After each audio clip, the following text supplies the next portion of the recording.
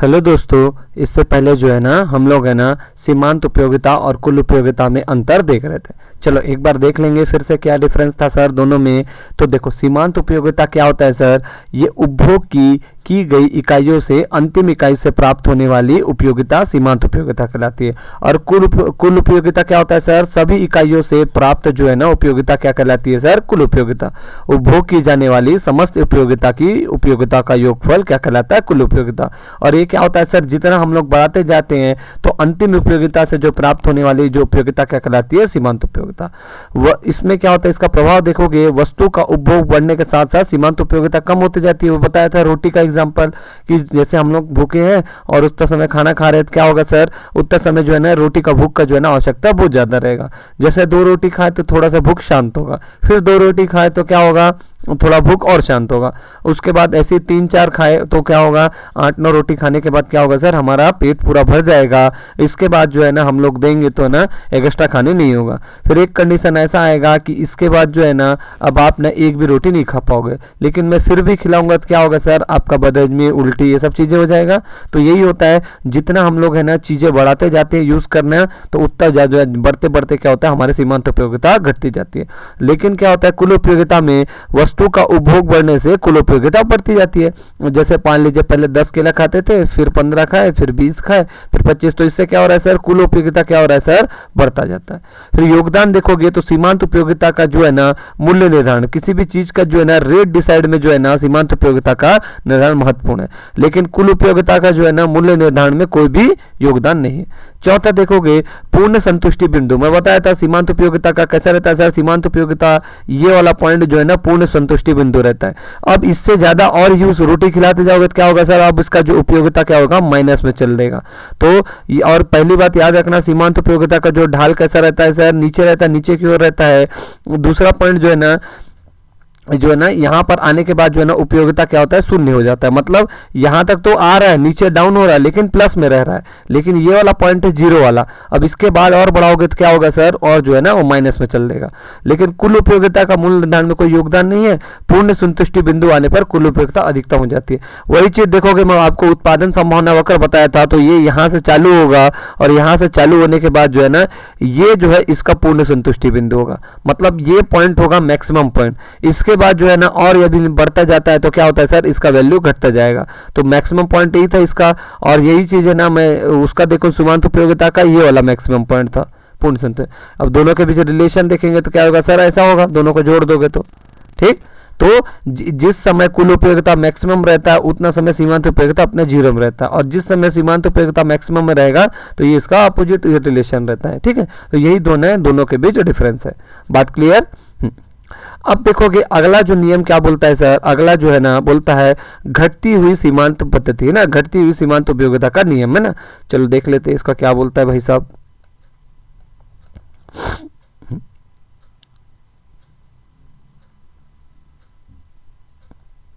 तो आप लोग एक एक बार तो हो सके तो रीड किए होगे है ना, आप लोग एक एक बार रीड कर करके बैठोगे तो क्या होगा, ज्यादा अच्छा रहेगा।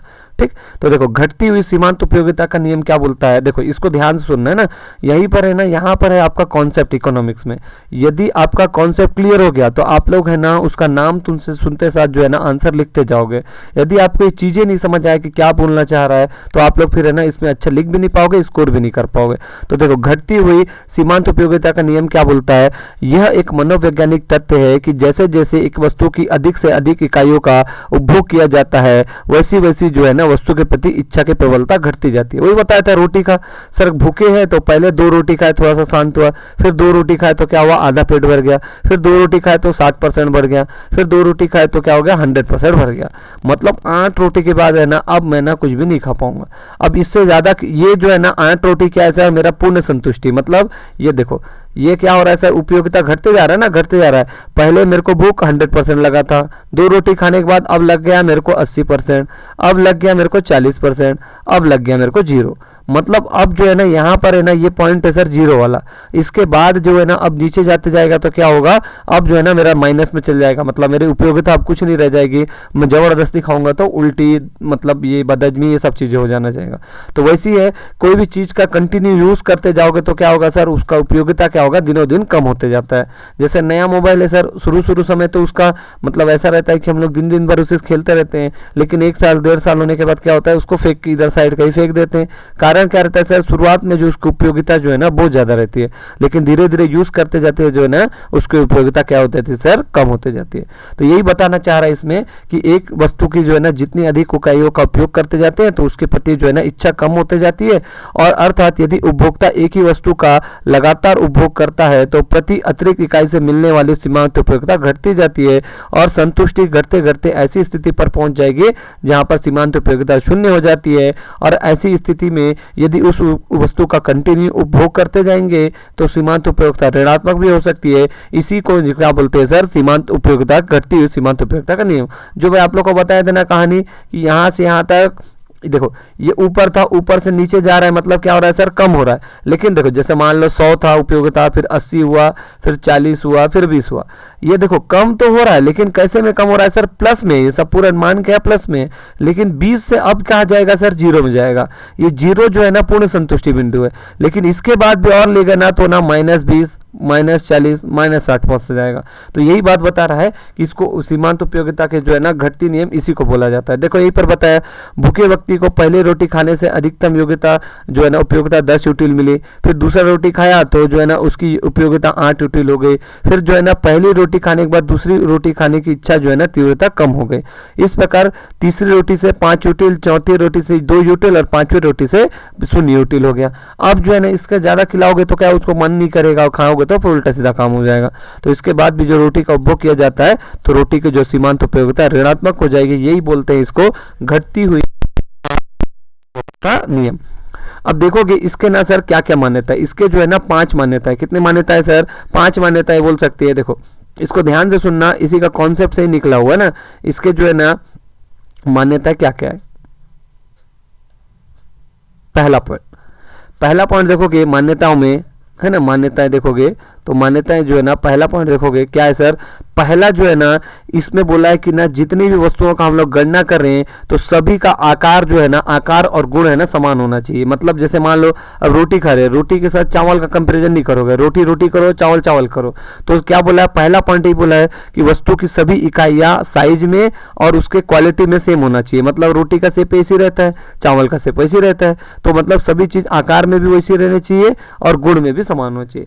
दूसरा पॉइंट बोला है कि जो है ना, दूसरा पॉइंट क्या बोला है सर, दूसरा पॉइंट बोला है कि वस्तु की विभिन्न इकाइयों के उपभोग से कोई समय अंतराल नहीं होना चाहिए। मतलब ऐसा नहीं होना चाहिए कि अभी 2 रोटी खा रहे हो और 5 घंटा बाद 2 रोटी खा रहे हो, फिर 10 घंटा बाद 2 रोटी खा रहे हो। तो मतलब टाइम जो है ना, गैप जो है ना, टाइम का गैप है ना बहुत ज़्यादा नहीं होना चाहिए, एकदम कम से कम अंतराल, 1-2 मिनट का होगा तो चल जाएगा। तीसरा है सर, उपभोक्ता की जो है ना आदत, फैशन और स्वाद में कोई परिवर्तन नहीं होना चाहिए। सीधी बात है सर कि आपको टाइम ही ज़्यादा नहीं दे रहा है तो आप कितना आदत परिवर्तन, ये सब चीज़, फैशन को चेंज कर पाओगे। तो पहला पॉइंट क्या बोला, उस आकार और गुण में समान होना चाहिए। दूसरा पॉइंट है ना, उनके इकाइयों के उपभोग के बीच है ना अंतराल नहीं होना चाहिए। मतलब वो टाइम पीरियड है ना, अभी 2 रोटी खा रहे हो तो कल परसों ऐसा नहीं, तुरंत खा रहे हो तो 2 मिनट बाद, फिर 5 मिनट बाद, फिर 4 मिनट बाद, ऐसे होना चाहिए।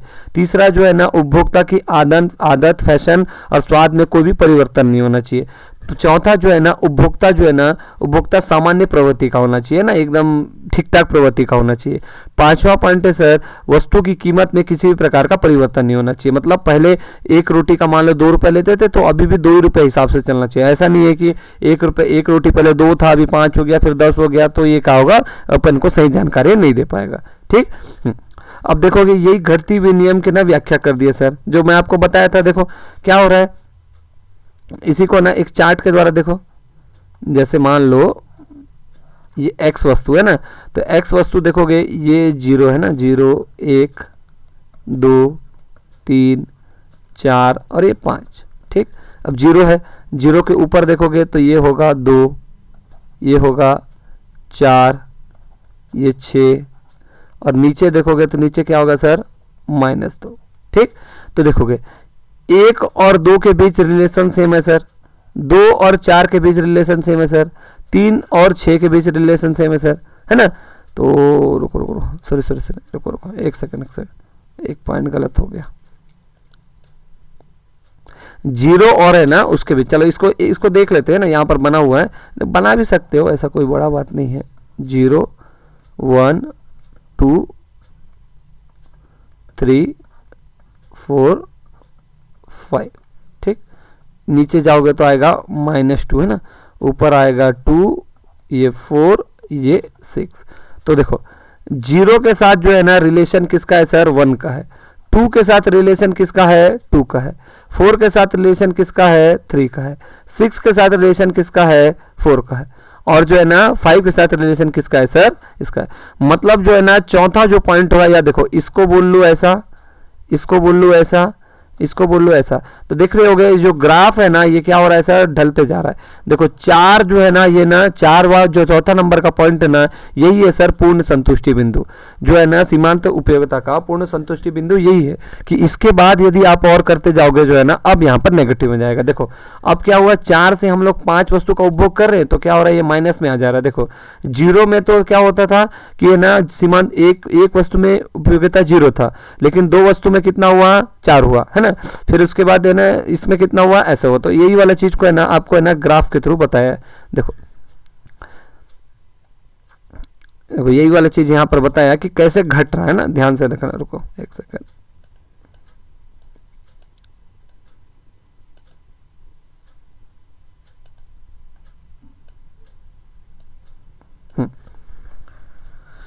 देखो यही चीज को है ना बहुत अच्छे से एक्सप्लेन किया हुआ है। अभी मैं इसको समझा दूंगा ना तो ये पॉइंट आपको एकदम बहुत इजी लग जाएगा। देखो इस सूची में स्पष्ट है कि x वस्तु है जो है ना, x वस्तु है मतलब क्या था सर, 1 2 3 4 5 ऐसा करके था ना, 5। हाँ फिर उसके बाद जो है ना सीमांत है ना, मार्जिनल यूटिलिटी कितना था सर, मार्जिनल यूटिलिटी कितना था, 6 4 2 0 -2, यही था। तो देखोगे सबसे पहले जो है ना देखो यहां पर क्या बताया, x वस्तु की अतिरिक्त इकाइयों का उपभोग से सीमांत उपयोगिता कम होती जाती है। वस्तु की प्रथम इकाई से प्राप्त सीमांत उपयोगिता 6 है। तो देखो पहले इकाई से जो है ना प्राप्त उपयोगिता कितना था सर, 6 और 1 का रिलेशन बन रहा था ना, तो ऊपर से चालू किए थे हम लोग, तो 6 और 1 का बीच का रिलेशन। फिर दूसरा 4 और 2 का बीच का रिलेशन, फिर दूसरा 2 और 3 का बीच का रिलेशन। तो क्या हो रहा है, देखो ढाल होते जा रहा है, ढाल कम होते जा रहा है। देखो यही वाला चीज को बताया, 4 में देखो 4 के ऊपर डी लिखा है। डी मतलब क्या है सर, अधिकतम संतुष्टि बिंदु। जो है ना 4 वस्तुओं पे जो है ना सीमांत उपयोगिता कितना हो गया सर, 0 हो गया। देखो 1 के समय 6 का फायदा मिल रहा था, 2 के समय जो है ना 4 मिल गया, 3 के समय 2 और 4 के समय सर आ गया है 0। अब इससे ज्यादा यूज करोगे तो क्या हो जाएगा सर, नेगेटिव। यही पॉइंट को इसमें बता रहा है। देखो एक्स वस्तु की अतिरिक्त इकाई का उपभोग करने से सीमांत उपयोगिता क्या होता है, कम होती जाती है।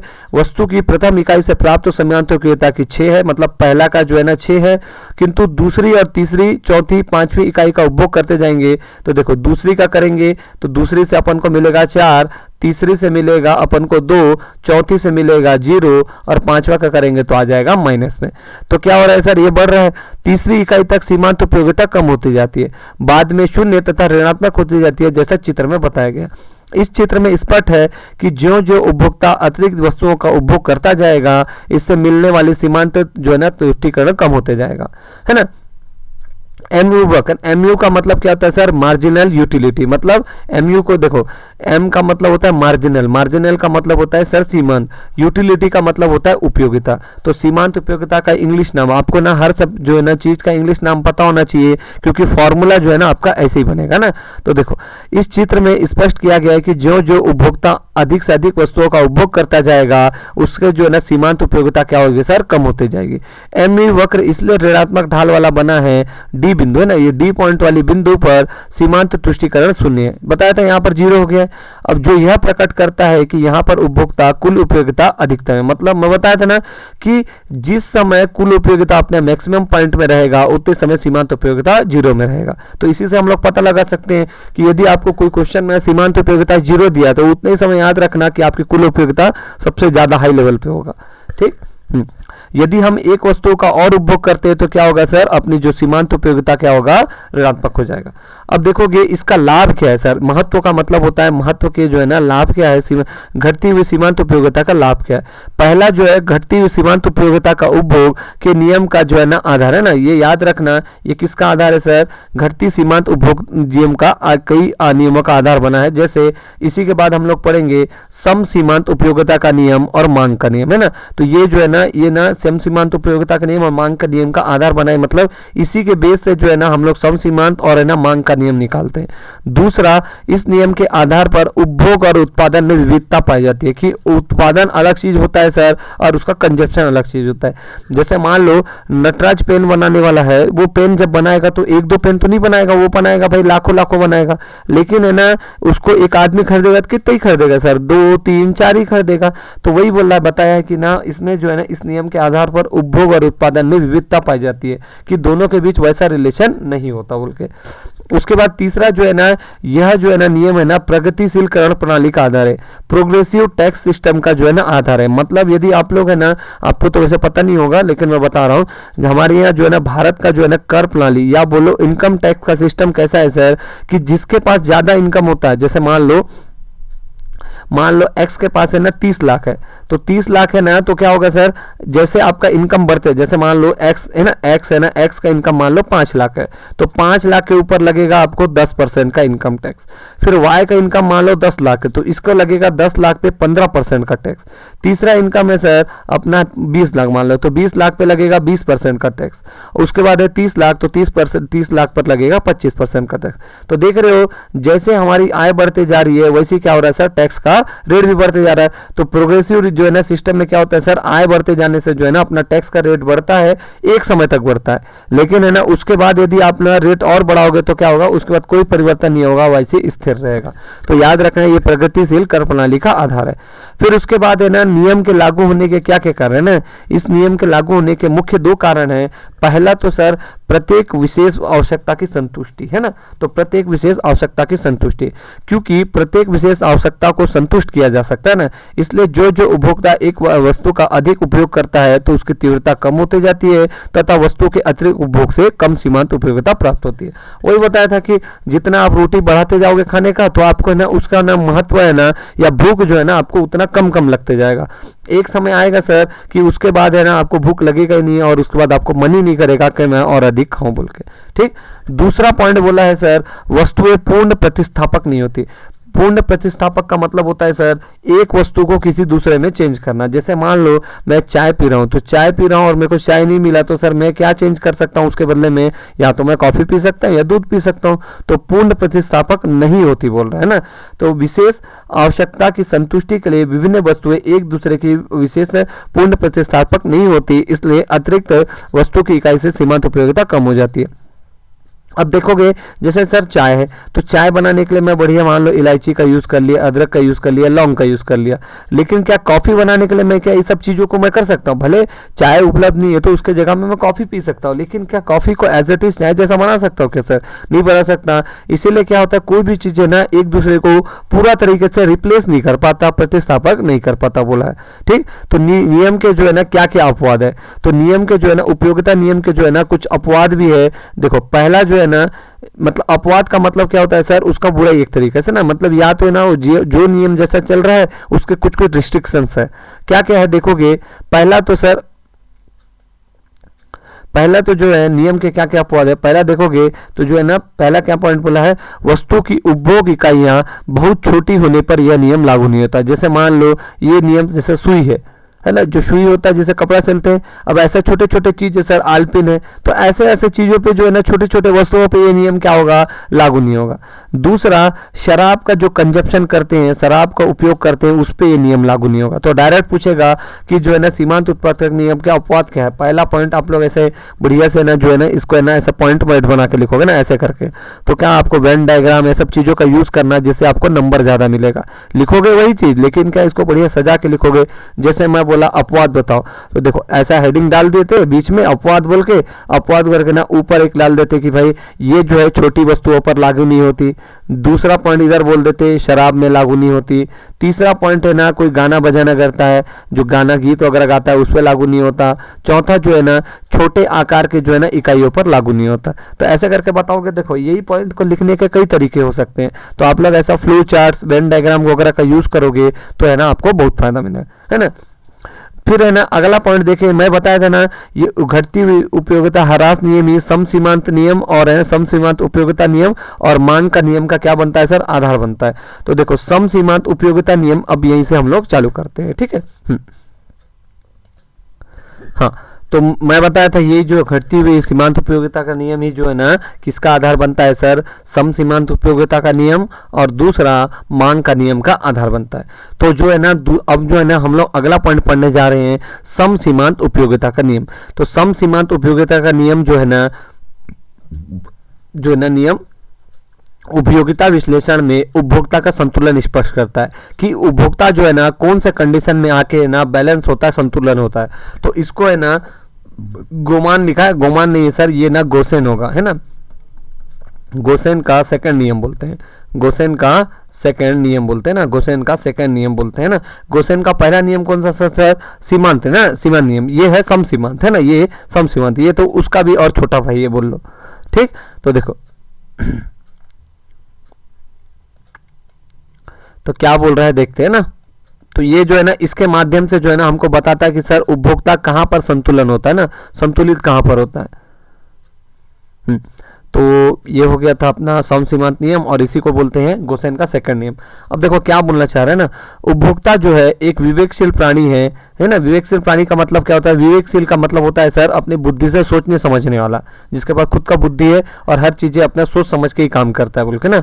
तो जिसका उद्देश्य क्या रहता है सर, सीधी बात है कि जो है ना हर उपभोक्ता के यदि देखोगे तो आप भी हो मैं भी हूं, तो क्या होगा सर, हमारा उद्देश्य क्या रहता है, हम लोग सब कंज्यूमर है ना, कस्टमर ही है।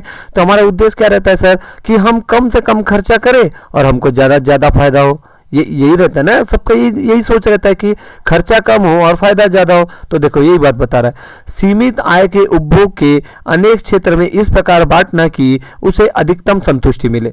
इस नियम का आधार प्रतिस्थापना का नियम है, जिनके अनुसार उपभोक्ता कम लाभदायक वस्तु को अधिक लाभदायक वस्तु द्वारा प्रतिस्थापित करता है।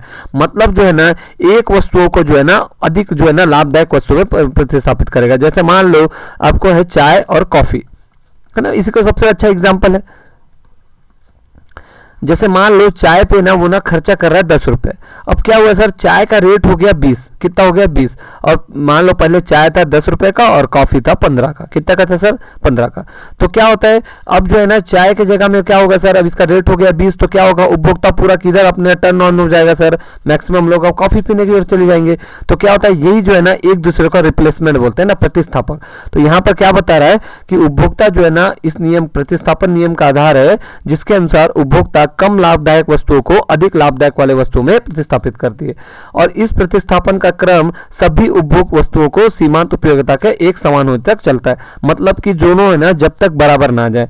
एक उपभोक्ता संतुलन की स्थिति तब प्राप्त करता है जब वो अपने क्रम में परिवर्तन की स्थिति न रखे। मतलब अब इसके बाद चेंजेस करने के बाद जो है ना अब कोई भी चेंज नहीं होना चाहिए। इस स्थिति में उसे अधिकतम संतुष्टि प्राप्त होती है ना। तो वही पॉइंट रहता है जहां पर है ना दोनों चीजें बैलेंस होता है। तो नियम का कथन क्या बोलता है कि सम सीमांत उपयोगिता का नियम यह स्पष्ट करता है कि एक उपभोक्ता अधिकतम संतुष्टि प्राप्त करने के लिए अपनी आय को विभिन्न वस्तुओं में इस प्रकार व्यय करेगा कि प्रत्येक वस्तु पर जो है ना खर्च की गई रुपए की अंतिम इकाई से प्राप्त होने वाले से आपस में बराबर हो जाए। ठीक, जैसे मान लो इसको एक एग्जांपल और अच्छे से देख सकते हैं। जैसे एक एग्जांपल बनाता हूं ना मैं, देखो इसको थोड़ा बहुत ऐसे एग्जांपल है दूसरे का एग्जांपल, लेकिन है ना मतलब दूसरे उसका था, लेकिन मैं इसी में अर्थशास्त्र के दूसरे पॉइंट का था। जैसे मान लो एक उपभोक्ता के पास 20 रुपए, कितने रुपए सर 20 रुपए। देखो ये 5 रुपया और है ना 2 रुपया, है ना। जैसे मान लो देखो उपभोक्ता के पास 20 रुपए है और पहली वस्तु का कीमत है 5 रुपया और सेकंड वस्तु का कीमत है 2 रुपये। ठीक। तो उपभोक्ता क्या कर सकता है सर, ये क्या करेगा, 5 रुपए वाले 4 वस्तु खरीद लेगा। देखो एक का कीमत है 5, तो 4 का कीमत होगा सर 5 चौक 20। तो एक कंडीशन हो सकता है कि ना वो एक ही टाइप का वस्तु खरीदे, 5 रुपए वाले 4 टो खरीद ले। दूसरा कंडीशन हो सकता है सर वो पहला वाला खरीदे ना, सिर्फ दूसरा वाला खरीदे, एक का कीमत है 2 और 20 रुपए में उसको कितना मिलेगा सर, 2 दहाम 20, मतलब 2 रुपए वाले उसको 10 सामान मिल सकते हैं या 5 रुपए वाले 4 सामान मिल सकते हैं। तो ये क्या है सर, एक दूसरे का प्रतिस्थापक है। देखो इक्विवेलेंट है, या तो 5 के 4 ले ले या तो 2 के 10 ले ले। दूसरा कंडीशन ये हो सकता है कि सर 5 का 2 ले सकता है, मतलब 5 दूनी 10, और 2 का 5 ले सकता है, 2 पंचे 10। देखो दोनों मिलकर तब भी 20 हो रहा है। देखो यहां पर भी 20 हो रहा है, यहां पर भी 20 हो रहा है, यहां पर दोनों के मिला के 20 हो रहा है ना। और तीसरा कंडीशन हो सकता है सर कि 5 का 3 ले लो, 5 3 15, है ना। अब 2 का कितना लेना पड़ेगा सर, 2 का 2.5 लेना पड़ेगा, तब वो 5 होगा, लेकिन वो बराबर नहीं होगा, बैलेंस नहीं होगा। तो ऐसे ही कंडीशन बोला है कि उपभोक्ता जो है ना दोनों साइड को बराबर करना चाहता है ना, ताकि जो है ना ये जो है ना दोनों एक लेवल में जब जहां मिल जाएंगे तो वहां पर उसी का जो है ना अधिकतम संतुष्टि प्राप्त होगा।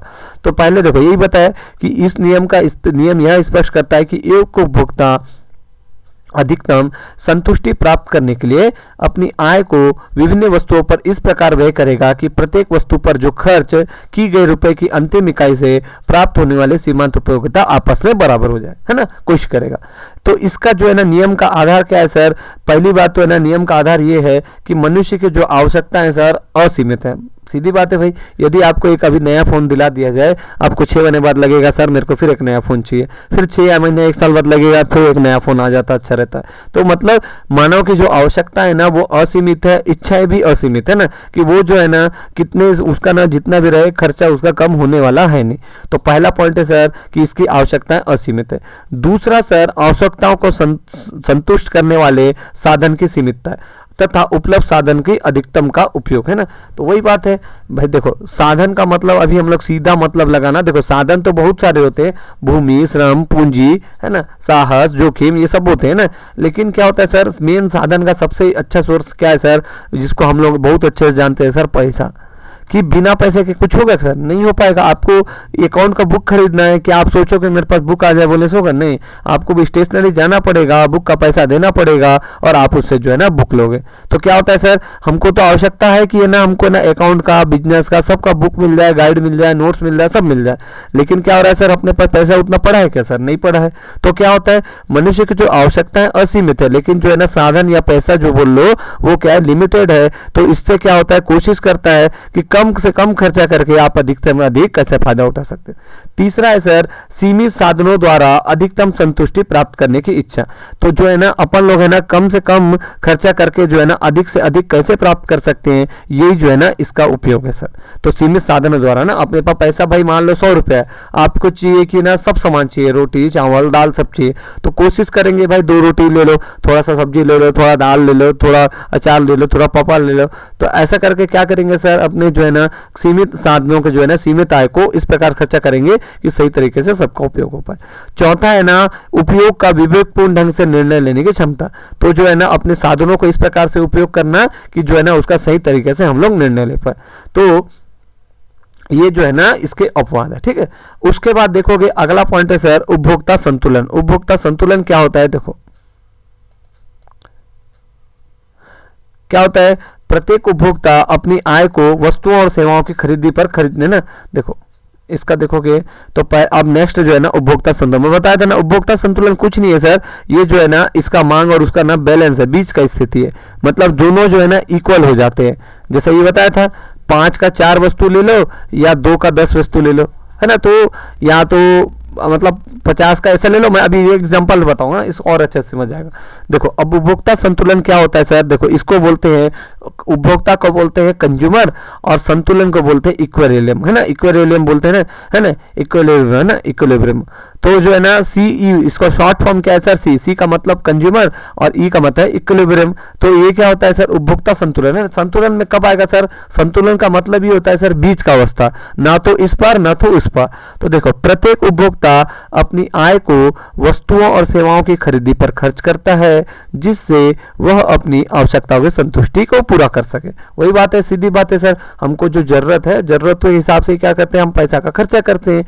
तो प्रत्येक उपभोक्ता का उद्देश्य उद्देश्य सीमित आय से क्या करना है सर, अधिकतम संतुष्टि प्राप्त करना होता है। तो प्रत्येक उपभोक्ता का उद्देश्य क्या रहता है सर, कम से कम खर्चा करके अधिक से अधिक फायदा कमाना।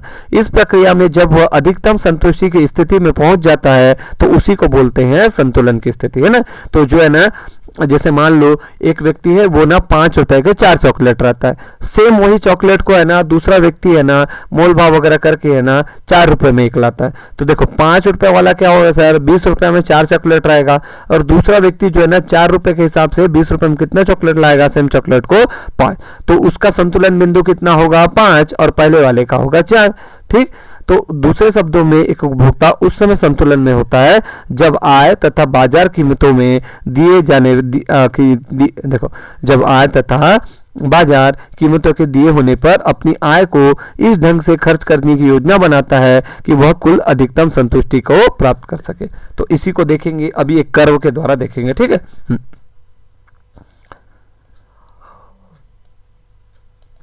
ठीक, तो देखो सीमांत उपयोगिता विश्लेषण तथा उपभोक्ता संतुलन। तो उपयोगिता विश्लेषण द्वारा जो है उपभोक्ता संतुलन का निर्धारण निम्न अवस्थाओं में किया जा सकता है। तो देखोगे इसका भी 2 कंडीशन है सर। पहला तो कंडीशन है केवल हम लोग एक ही टाइप का वस्तु यूज कर रहे हैं, है ना। दूसरा कंडीशन है सर जब हम लोग है ना 2 या 2 से अधिक वस्तुओं का उपभोग कर रहे हैं। तो देखो क्या होगा सर, इसको निकालने का सीमांत उपयोगिता विश्लेषण तथा उपभोक्ता में संतुलन निकालना है ना। तो देखो क्या हुआ था सर, देखो ये है सर कीमत का और ये है वस्तु का। ये दोनों जो है ना जिस पॉइंट पर मिलेंगे, अभी इसको एग्जांपल्स देखेंगे। देखो जब केवल एक वस्तु का यूज करते हैं, जब हम लोग 2 या 2 से अधिक वस्तु का यूज करते हैं, तो उपभोक्ता संतुलन। एक वस्तु की स्थिति में, एक वस्तु की खरीदारी में उपभोक्ता संतुलन तब प्राप्त करता है जब वस्तु की मुद्रा में मापी गई सीमांत उपयोगिता वस्तु की कीमत के बराबर रहती है ना। तो मार्जिनल यूटी जो है वस्तु की सीमांत उपयोगिता उसके किसके बराबर होती है सर, कीमत के बराबर होती है। मतलब दोनों जो है ना इक्वल पॉइंट में आ जाता है। तो क्या होता है सर, उसके जो है ना एक वस्तु के आधार पर अपन लोग उसके उपयोगिता निकाल सकते हैं, ठीक है। तो उपभोक्ता संतुलन के बारे में बताया, एक वस्तु की स्थिति में जब उसकी सीमांत उपयोगिता उसके कीमत के बराबर हो जाती है तब वो स्थिति है। अतः यह कहा जा सकता है कि कोई उपभोक्ता एक वस्तु खरीदते समय वस्तु की कीमत की तुलना उससे प्राप्त होने वाले संतुष्टि से करेगा, और वह वस्तु तभी खरीदेगा जब इससे प्राप्त उपयोगिता इससे कीमत की अधिक होगी या उसके बराबर होगी, जैसा कि उपरोक्त चित्र में दर्शाया गया। ई बिंदु जो है ना संतुष्टि या संतुलन को प्रकट करता है। सीधी बात है, जैसे मान लो आप है ना कोई सा चीज, जैसे आप मान लो फोन है ना, आप चाह रहे हो कि ना 20,000 का फोन लेना। तो 20,000 का फोन लेना चाह रहे हो तो क्या होगा सर, आप इसमें क्या क्या देखोगे, आप देखोगे कि ना इसमें ना अच्छे से अच्छा क्वालिटी का रैम रहना चाहिए। तो मान लो 8 GB का रैम हो गया। उसके बाद आपका अच्छे से अच्छा प्रोसेसर रहना चाहिए। उसके बाद है ना उसमें स्टोरेज 256 GB, और उसके बाद कैमरा बहुत हाई क्वालिटी का रहना चाहिए, साउंड बढ़िया रहना चाहिए, पिक्चर क्वालिटी अच्छा रहना चाहिए। तो ये क्या होगा, आप उतना खर्चा करके 20 खर्चा करके आप क्या चाह रहे हो सर कि मेरे को है ना कम से कम 40, 30, 35, 40 इस लायक का मोबाइल फोन मिले। तो क्या हो रहा है, तो हर उपभोक्ता का यही चाहत रहता है कि कम से कम खर्चा करके अधिकतम प्राप्त करना। तो क्या होता है, वो देखता है कि ना 20,000 में ना 20,000 खर्चा करके यदि वो 25 से 30,000 वाला फोन प्राप्त कर ले रहा है तो क्या होगा सर, उसके संतुष्टि वहीं पर डिसाइड हो जाएगा। लेकिन है ना इसका यही कंडीशन है, या तो 20,000 के लेवल तक का फोन मिल जाए या 20,000 से हाई क्वालिटी का, लेकिन आपको रेट खर्चा 20,000 करना है, लेकिन क्वालिटी जो है ना आपको अच्छा क्वालिटी का चाहिए रहेगा, ठीक है। तो ये हो गया सर एक वस्तु की कीमत में। तो क्या होगा सर, इसका जो है ना सीमांत उपयोगिता उसके कीमत के बराबर हो जाना चाहिए। दूसरा कंडीशन है जब हम लोग 2 वस्तुओं का यूज करते हैं, ठीक। देखो इसको देखते हैं। तो यहां पर बताया जब हम लोग 2 वस्तुओं का उपभोग करेंगे तब क्या कंडीशन होगा सर। 2 वस्तुओं के उपभोग की स्थिति में क्या होता है, 2 वस्तुओं की स्थिति में उपभोक्ता संतुलन तब प्राप्त करता है जब है ना, जब पहली वस्तु की सीमांत उपयोगिता और कीमत का अनुपात दूसरी वस्तु की सीमांत उपयोगिता और कीमत के अनुपात के बराबर होता है। जैसे मैं बोला कि जैसे मान लो पहली वस्तु है ना, पहली वस्तु का सीमांत उपयोगिता 10 है और पहली वस्तु की कीमत है ना 5 है। कितना है, 5 है। पहली वस्तु की सीमांत उपयोगिता 10 है ना, सीमांत उपयोगिता मार्जिनल यूटिलिटी 10 है और प्राइस कितना है सर, 5 है। दूसरा वस्तु का सीमांत उपयोगिता 20 है। कितना है सर, 20 है, और प्राइस जो है 10 है। कितना है सर, 10 है। तो देखो पहली देखो MUX है ना, MUX, X का मतलब होता है वस्तु, है ना। पी एक्स है ना, पी एक्स का मतलब होता है पहले वस्तु का प्राइस कितना है।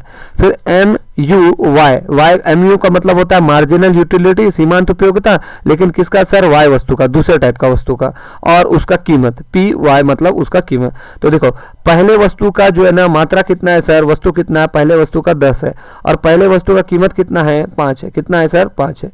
दूसरे वस्तु का देखोगे मात्रा कितना है सर, मात्रा है 20, कितना है 20, और दूसरे वस्तु का कीमत कितना है 10। ठीक है, अब इसको काट के देखो, एक जीरो से एक जीरो कट गया तो कितना आया सर, 2/1 आया। अब देखो इसको काटो, 5 एकम 5, 5 दूनी 10, कितना है, ये भी 2/1 आया, ये भी 2/1 आया। कैसे आ रहा है सर, दोनों के बीच जो अनुपात बराबर है, देखो ऊपर ऊपर का 2 बराबर है, नीचे का 1 बराबर है, तो उनों के बीच जो है ना अनुपात बराबर होना चाहिए। देखो इसको मैं दूसरा एग्जाम्पल से भी ले सकता हूँ, जैसे पहले वस्तु का 10 था और उसका रेट था कितना था, 5।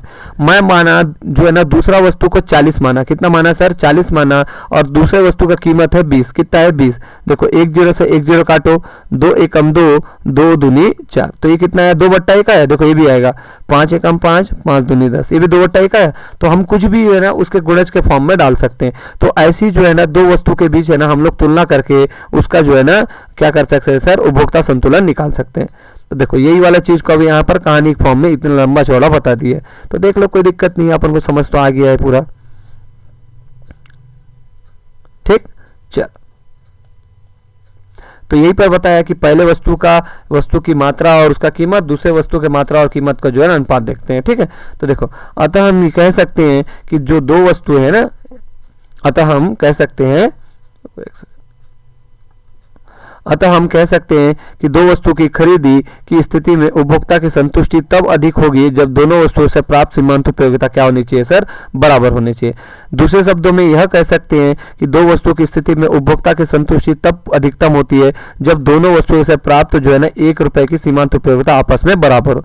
इसे निम्नलिखित सारणी में चित्र के द्वारा बताया गया है। ठीक है, एक सेकेंड देखते हैं, सारणी से समझ लो सर।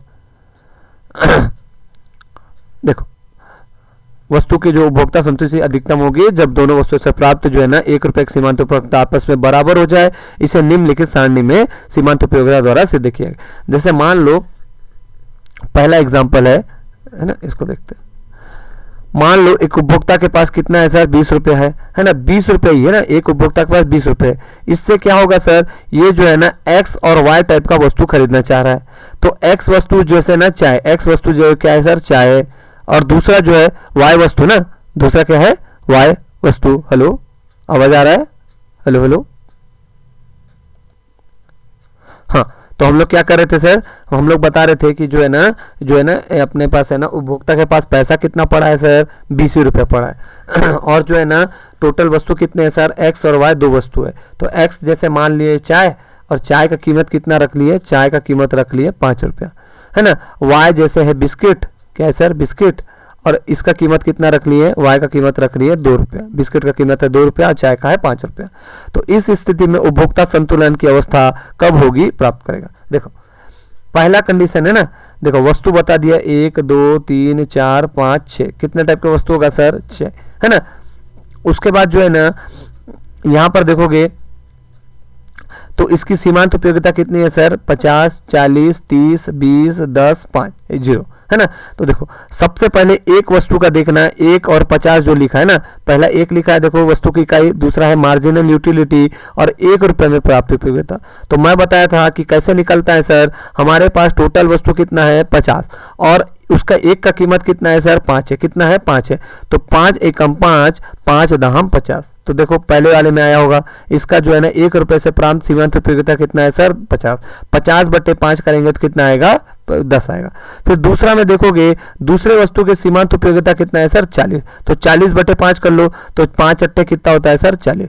तो दूसरे का आएगा 8, तीसरे का आएगा 6, चौथे का 4, पांचवा का 2। ये ऐसा हो गया।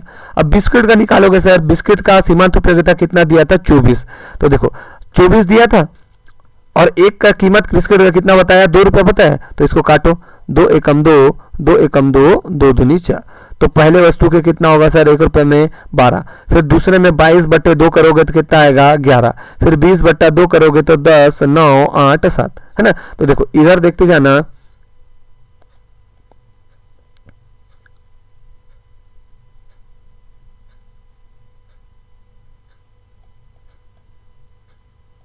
देखो इधर देखते जाना, इधर जो है ना इसका 1 रुपये से ना, पहले वाले का 1 रुपये वाला जो है ना कितना आया था 10, 8, 6, 4, 2। दूसरे वाले का देखना, ये 1 रुपये वाला इसमें आया था 12, 11, 10, 9, अच्छा ये कितना 10, 8, 6, 4 और ये 2 और इसके बाद 0 ना, और इसका आया था 12, 11, 10, 9, 8 और ये 7। ठीक, देखो अब यहाँ पर देखो कि कौन कौन सा कंडीशन है सर जो है ना यहाँ पर दोनों बराबर हो रहे हैं। देखो एक हो गया ये 10 वाला और एक देखोगे 8 वाला हो गया, और कुछ हो रहा है क्या सर? नहीं हो रहा है। तो मतलब कंडीशन यही है, या तो ये हो सकता है या तो ये हो सकता है। देखो कैसे होगा सर, देखो यदि मैं पहले वाले लेता हूं तो पहले वाले लेता हूं तो क्या होगा सर, पहले वाले में इसका देखोगे जो है ना 10 है, तो 10 का मतलब क्या है सर, इसका मतलब है आपको है ना 5 रुपए का आपको कितना वस्तु लेना पड़ेगा, एक वस्तु लेना पड़ेगा। देखो जब किसने नंबर में, पहले नंबर में, तो 5 रुपए का वस्तु एक लेना पड़ेगा, 5 एकम 5, और इधर कितना लेना पड़ेगा सर 2 रुपए का 3 वस्तु लेना पड़ेगा, 1, 2, 3, तो 2 गुणा 3 करोगे तो कितना आएगा 2 तिया 6। देखो अब देखो 5 रुपए का एक वस्तु ले लिया पहले कंडीशन, देखो ये 10 यहाँ पर पहले नंबर मिल रहा है, यहाँ पर 10 कितने मिल रहा है तीसरे नंबर पे, तो यहाँ पर एक का कीमत कितना था 5 रुपया और यहाँ पर एक का कीमत था 2 रुपया। तो देखो 10 पहले नंबर में, तो 5 गुणा 1 करोगे तो कितना आएगा, पहले वस्तु का कीमत आएगा 5, मतलब 5 रुपए का एक ही सामान खरीदेगा। यहाँ पर देखो 10 कितने नंबर में, तीसरे नंबर में, तो 5 तिया 2 तिया कितना होगा सर 6, तो कितना होगा 11। देखो 5 और 6 को जोड़ोगे तो कितना आएगा सर 11, लेकिन अपने पास पैसा कितना था 20, क्या हमारा मैच किया? नहीं किया। तो अब इसको दूसरे कंडीशन में देखोगे, दूसरे कंडीशन में देखो कैसे होगा। अब देखो यहाँ 8 मिल रहा है और यहाँ पर भी 8 मिल रहा है, दोनों संख्या बराबर मिल रहा है। देखो 8 के लिए क्या होगा सर 1 और 2, मतलब 5 रुपए का हमको 2 वस्तु खरीदना पड़ेगा, तो कितना होगा 5 दूनी 10। फिर देखोगे 1, 2, 3, 4, 5, यहाँ पर 2 रुपए का हमको कितना वस्तु खरीदना पड़ेगा 5 है ना, 1, 2, 3, 4, 5, तो 2 पंचे कितना होगा 10। तो देखो 10 और 10 को जोड़ोगे तो कितना आ जाएगा 20 आ जाएगा। मतलब यहाँ पर जो है ना पहले वस्तु का 8 और दूसरे पहले वस्तु का जो है ना, मतलब 5 रुपए का 2 वस्तु और 2 रुपए का 5 वस्तु खरीदने से जो है ना उपभोक्ता संतुलन में आ जाएगा। अब इसी को कहानी देखो, ये वाला चीजें किसी को समझ नहीं आता है ना, मैं इसको बहुत ईजी और शॉर्ट कर दिया हूँ बताने में, तो इसको आप लोग ध्यान से सुनोगे और है ना बार बार रिवाइज करोगे। ठीक,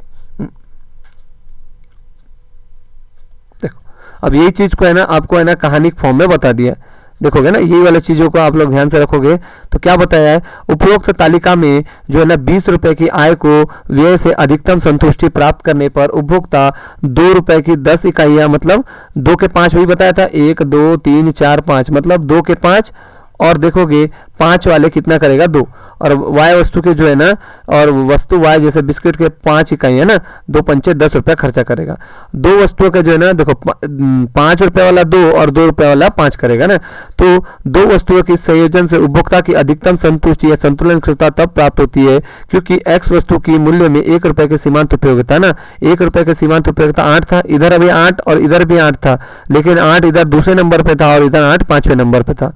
ठीक, तो देखो यहाँ पर वही बताया है कि वाय वस्तु की स्थिति में भी 1 रुपए की मूल्य की सीमांत उपयोगिता 8 है। कितना है सर 8 है। 8 कैसे बना होगा सर, 16 डिवाइड बाई 2 से बना होगा, तो ये है कुल उपयोगिता और उसका 1 का कीमत, अर्थात दोनों के बीच है ना शून्य उपयोगिता क्या होगा सर बराबर होगा। ठीक, जो इस शर्त को पूरी करता है। देखो यहाँ पर बहुत इसे शॉर्टकट तरीके से बता दिया है, मैं उसको एक एक खोल कर बताया हूँ कि एक्चुअल में वो आया कैसे बोल के ना। दोनों देखो 10-10 भी मिल रहा था, 8-8 भी मिल रहा था, लेकिन वो संतुष्टि भी तो बराबर होना चाहिए कि दोनों के भाई पैसा तो 20 ही रुपया है ना, तो 20 रुपये में अपन को दोनों सामान लाना है और दोनों क्या होना चाहिए सर आपस में बराबर भी होना चाहिए। देखो अगला जो है टॉपिक है सर, अगला टॉपिक क्या है सर, उदासीनता या तटस्थता वक्र, या इसी को बोलते हैं अनधिमान वक्र है ना। देखो इसी का 3 नाम है, एक तो उदासीनता वक्र, एक सेकंड थोड़ा सा इसको छोटा कर लेता हूं,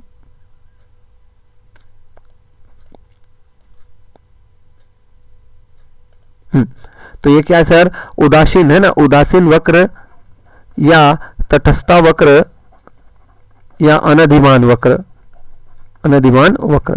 तो देखो इसके बारे में जो है ना सबसे पहली बार 1881 में अंग्रेज अर्थशास्त्री जो है ना जिसका नाम था प्रोफेसर एजवर्थ ने शुरू किया था। तो उदासीनता वक्र किसने दिया था सर? 1881 में अंग्रेज अर्थशास्त्री प्रोफेसर एजवर्थ ने दिया था, लेकिन इसको वैज्ञानिक रूप किसने दिया सर? हिग्स और एलन ने दिया ना, जीडी एलन ने। तो 1881 में जो है ना उदासीनता वक्र का जो प्रतिपादन किसने किया था सर? है ना, प्रोफेसर एजवर्थ ने किया था, लेकिन वैज्ञानिक रूप देने का श्रेय जो है ना हिग्स और एलन को जाता है। ठीक है, तो इसमें तटस्थता वक्र में क्या बताता है सर? तटस्थता वक्र विश्लेषण उपयोगिता की क्रमवाचक अवधारणा पर आते हैं।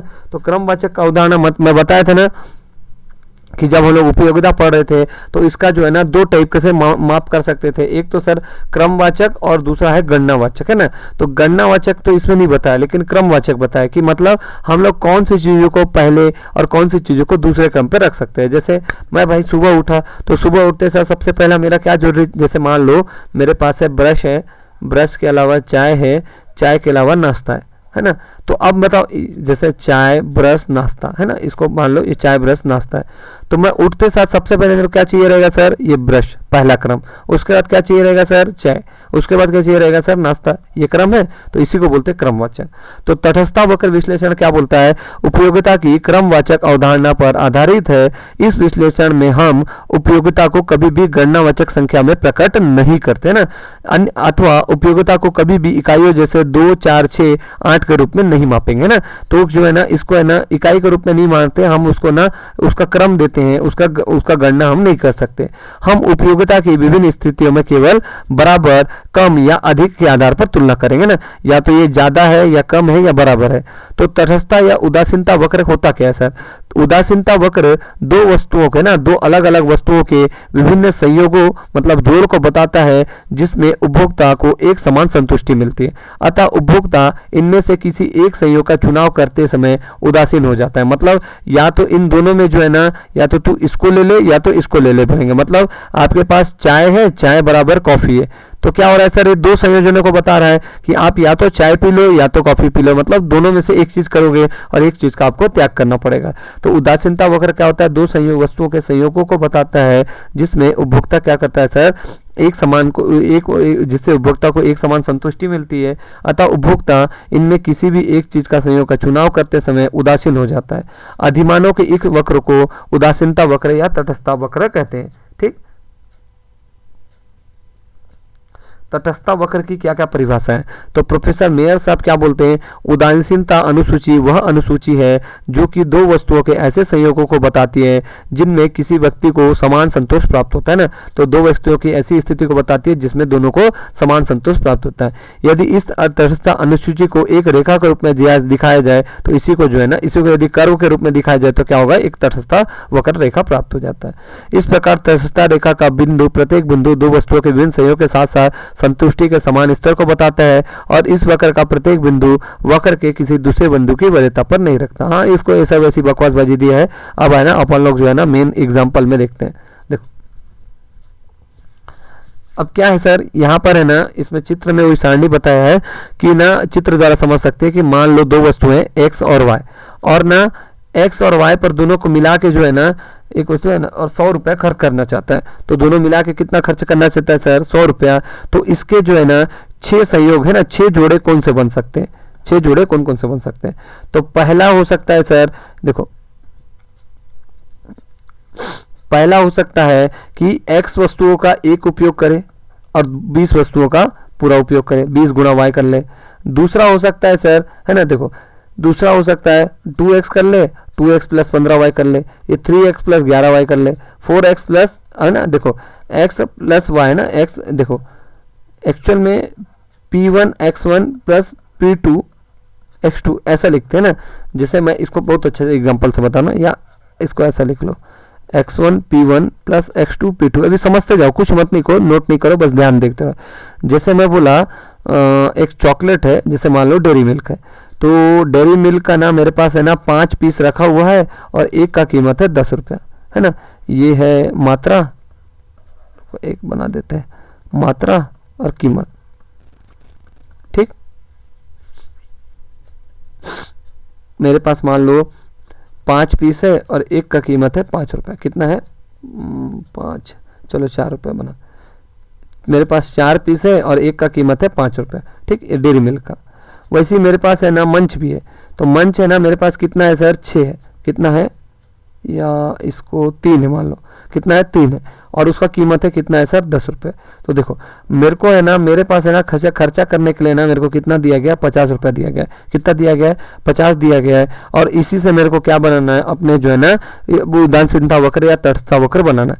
देखो x1 का मतलब होता है पहली वस्तु की मात्रा, ये होगा 4, गुणा, यहाँ जब भी ऐसा लिखा रहता है मतलब कुछ भी नहीं लिखा मतलब उनके बीच क्या होगा सर, गुणा होगा। P1 का मतलब होता है प्राइस वन मतलब पहली वस्तु का कीमत कितना है सर, 5 है, प्लस x2 का मतलब दूसरे वस्तु की मात्रा कितनी है सर, कितना है, 3 है, 3 चॉकलेट था, 3 मंच था, फिर दूसरे वस्तु का कीमत कितना है P2, ये है 10। देखो जोड़ोगे तो कितना आएगा, 5 चौक 20 और 10 तिया 30, तो कितना आएगा सर, इन दोनों का जोड़ करोगे 50 आ गया। देखो इसका 50 के बराबर आ रहा है। तो ऐसे टाइप का कुछ एग्जाम्पल रहता है, इसको देखो ये इससे समझना आएगा। तो इन संयोगों को 3.6 में जो है ना प्रकट किया गया, ABCDEF के बिंदु को मिला दिया गया और अधिमान वक्र और तटस्थता वक्र बन जाती है ना। देखो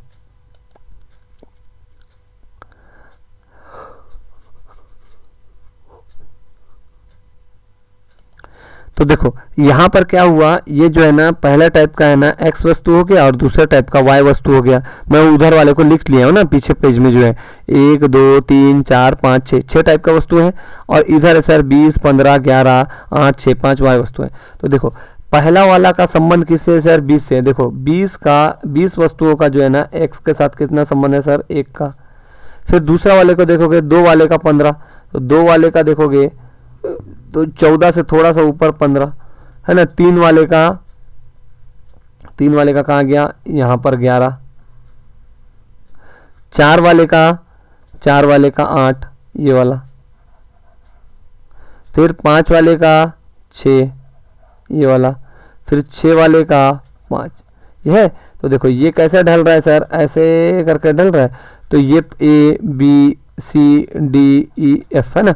तो ये क्या हो रहा है सर, ये हर बार जो है ना नतोत्तर जो चल रहा है 4 बार ना, ये 2 ये 3 ऐसे करके चल रहा है। तो ये सब क्या है सर, उसके बीच है ना, दोनों के बीच क्या बता रहा है सर, संबंध को बता रहा है ना। तो देखो अब इसी का जो है ना, इसको देखो यहीं पर जो है ना,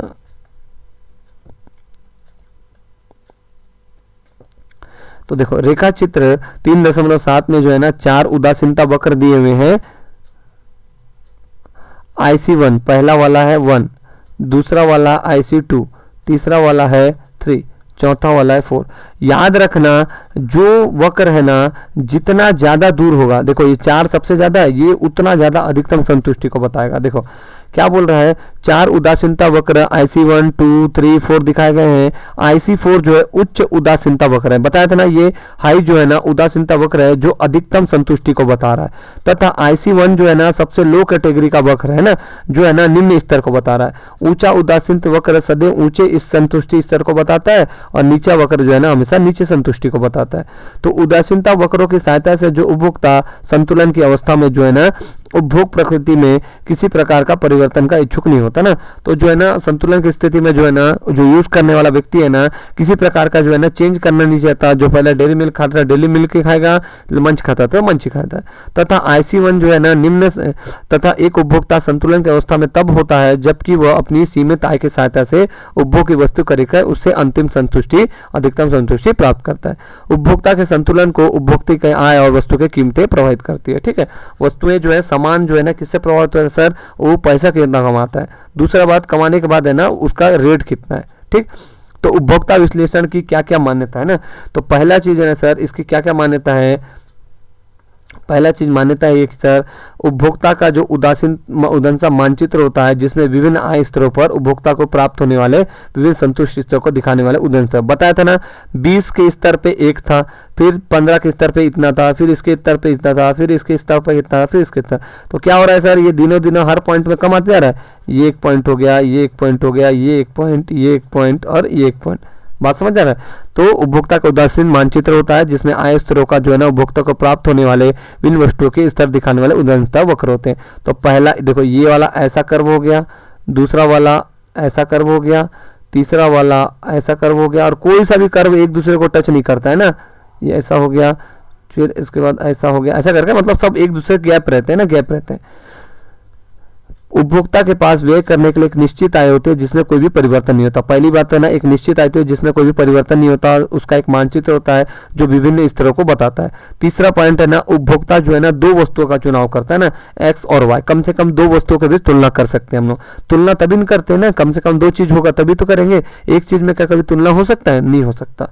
चौथा पॉइंट है सर, वस्तु एक्स वस्तु और वाई वस्तु की कीमतें स्थिर होती है, उनमें कोई भी परिवर्तन नहीं होता, उपभोक्ता को इन कीमतों का ज्ञान होता है ना, दोनों कीमतें स्थिर होती है, कोई परिवर्तन नहीं होता, दोनों का कीमतों के बारे में उपभोक्ता को पता होता है। पांचवा जो है ना, एक्स और वाई समरूप और विभाज्य होती है ताकि इन वस्तुओं से विभिन्न संयोजन बना जा सके। उपभोक्ता की समय विशेष में रुचि और आदत स्थिर होती है। जैसे मान लो बोला भाई अभी सुबह से लेकर शाम तक, अब इसमें क्या रुचि में फैशन में परिवर्तन हो जाएगा, एक दिन में कोई परिवर्तन होगा सर, नहीं होगा। तो उसकी रुचि और आय जो है ना स्थिर रहती है ताकि उदासीनता वक्र मानचित्र में एक वरीयता क्रम को दिखाया जा सके।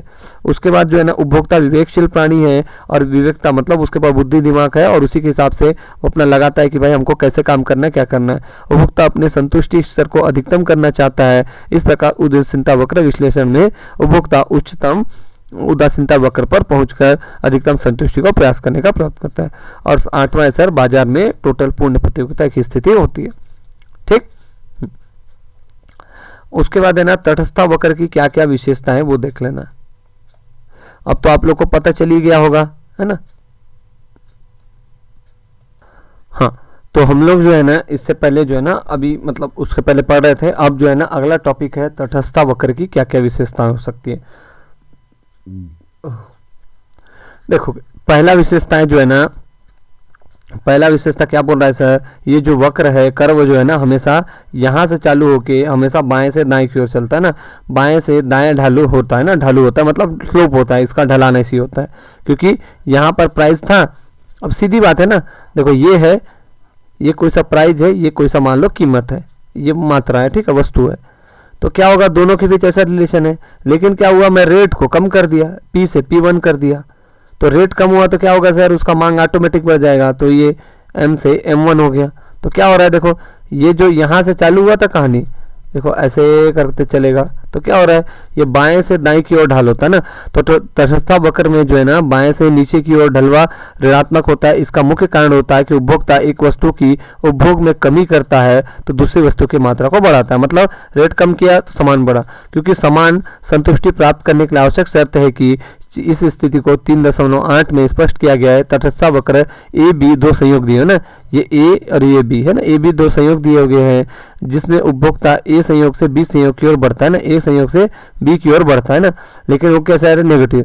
तब वह वाई वस्तु की मात्रा P1 P के बराबर है ना, वाई वस्तु के जो है ना मात्रा, y1 वस्तु की मात्रा जो है ना P से P1 है ना, P1 से लेके P के बराबर कमी करके है ना, N से लेके N1, देखो यहाँ से M से लेके M से लेके M1 वस्तु में आगे बढ़ रहा है तो उसको P से लेके P1 वस्तु में कमी करना पड़ेगा, मतलब सामान बढ़ा रहा है, रेट कम होगा।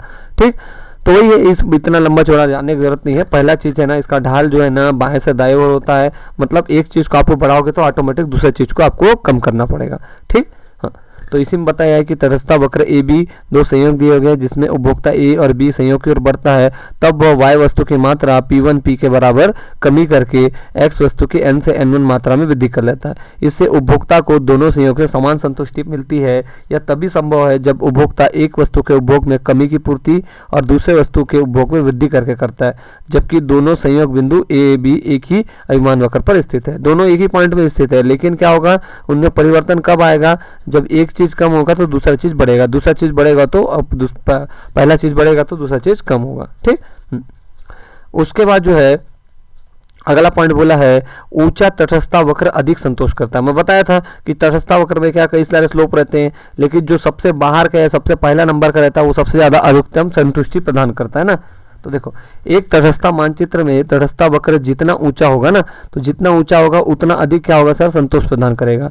तो x और y के विभिन्न सहयोग देखोगे, a b और c को अलग अलग उदासीनता वक्र है ना, इसको IC1 है ना, IC1 IC2 IC3 जो है ना, IC1 IC2 IC3 के पे दिखाया गया है। संयोग A B C में y की जो है ना, y वस्तु की समान मात्रा और x की जो है ना वस्तु की अलग अलग मात्रा को दिखाया गया ना। देखो यहाँ से 0 से 1 हो गया, फिर ये 1 से 2 हो गया और 2 से 3 हो गया। तो देखो 1 और 10 का कॉम्बिनेशन, मतलब पहले कंडीशन में क्या होगा सर, ये 10 वस्तु की मात्रा y का और x वस्तु की मात्रा 1 का, मतलब 1 x हो गया और 10 y का हो गया। दूसरा कंडीशन में क्या हुआ, 1 से 2 बढ़ गया x, तो दूसरे कंडीशन में 2 हो गया x और y कितना रह गया सर, 10 का 10 हो गया। तीसरे कंडीशन में जो है ना 2 से 3 हो गया, तो x हो गया 3 और y हो गया 10। बात समझ पा रहे हो? तो ऐसे करके बढ़ते हुए जा रहा है। तो x वस्तु की अलग अलग मात्रा को व्यक्त कर रहा है। संयोग b a की तुलना में क्या हो रहा है, जो संयोग b जो है ना a की तुलना में उपभोक्ता को अधिक उपयोगिता प्रदान कर रहा है, क्योंकि उपभोक्ता x वस्तु की अधिक मात्रा का उपभोग कर रहा है जिसकी सीमांत उपयोगिता अधिक है, इसीलिए b a की अपेक्षा ऊंचा तटस्थता वक्र पर पड़ा हुआ है, अधिक संतुष्टि को व्यक्त करेगा। इसी प्रकार c जो है b की अपेक्षा जो है c जो b से ज्यादा अधिक संतुष्टि प्रदान करेगा और ऊंचा तटस्थता वक्र पर स्थित होगा। इस प्रकार स्थित है कि तटस्थता वक्र मूल बिंदु से जितना अधिक दूरी पर होगा ना, तो देखो मूल पॉइंट से जितना दूर जाते जाओगे आपका अधिकतम संतुष्टि बिंदु अधिक होगा, है ना, और इस संयोग पर शेष वक्रों का संयोग को अधिकतम संतुष्टि देने वाला होगा। ठीक, उसके बाद तीसरा पॉइंट है सर, मैं बताया था तटस्थता वक्र जो है ना कभी भी एक दूसरे को नहीं काटता है। देखो यदि आप लोग ऐसा ही बनाना चाहोगे, देखो 1 2 3 4 5, तो कोई भी कंडीशन है ऐसा जो काट रहा है, भले यहाँ पर दिखा रहा है, तो तटस्थता दो तटस्थता वक्र जो है एक दूसरे को कभी नहीं काटते ना, वो अलग अलग स्थिति है, वो बनाने के लिए पॉइंट वैसा बना दिए क्योंकि सबको टच करना है बोल के। तो प्रत्येक तटस्थता वक्र संतुष्टि के अलग अलग लेवल को बताता है, इसीलिए जो दो तटस्थता वक्र जो है ना एक दूसरे को काटना संभव नहीं है। तो कभी भी जो है ना दो तटस्थता वक्र जैसे ये IC1 या IC2 3 4 5, तो जनरली कभी भी जो है ना इनको काटना संभव नहीं। इसको समझने के लिए 3.10 में दो तटस्थता वक्र IC1 IC2 को एक दूसरे के ए बिंदु पर काटते हुए दिखाया गया है। चित्र में IC1 तटस्थता वक्र ए तथा बी बिंदु पर संतोष प्रकट कर रहे हैं ना, ये ए पॉइंट पर कर रहा है, ये बी पॉइंट पर कर रहा है ना, अर्थात संतोष की दृष्टि से ए जो है ना ए इक्वल टू बी बिंदु है ना। इसी प्रकार IC2 पर बिंदु ए इक्वल टू सी है ना, ए इक्वल टू सी है, तो ए इक्वल टू बी है तो ए इक्वल टू सी भी हो सकता है ना, तो बी इक्वल टू सी होना चाहिए, परंतु ऐसा संभव नहीं है ना, ऐसा संभव नहीं है। BC बिंदु पर जो है ना x वस्तु की मात्रा ON के समान होगी, लेकिन ये सब चीज़ें ऐसा यहाँ पर दिया होगा ना, तो ये सब बात आपको बता दिया है। उसके बाद इसको आप लोग देख लोगे, एक बार पढ़ लोगे ना। फिर नेक्स्ट पॉइंट है सर, उद्गम की ओर 69 होता है ना, उद्गम की जो है ना ऐसा जो ढाल है ना उसका कैसा रहता है सर, ऐसा रहता है 69 होता है, सदैव उद्गम की ओर 69 रहता है। इसका मुख्य कारण है सीमांत उपयोगिता ह्रास नियम का क्रियाशील होना, परिणाम स्वरूप जो है ना प्रतिस्थापन की सीमांत दर क्या होती है, घटती जाती है। तटस्थता वक्र एक दूसरे को ना तो छूटे ना तो काट सकते हैं, तो बताया था हर कोई वक्र जो है ना तो एक दूसरे को छूटे ना तो काट सकते हैं। ठीक, तो ये जो है ना तटस्थता वक्र की विशेषताएं थी। अब जो है ना अगले चैप्टर में जो है ना मतलब अगला पार्ट में जो है ना हम लोग क्या करेंगे, जो है ना इसके बारे में एक्स्ट्रा पढ़ेंगे ना, तो एक उसके बाद जो क्वेश्चन बने क्वेश्चन भी थोड़ा सा करने की कोशिश करेंगे। ठीक है।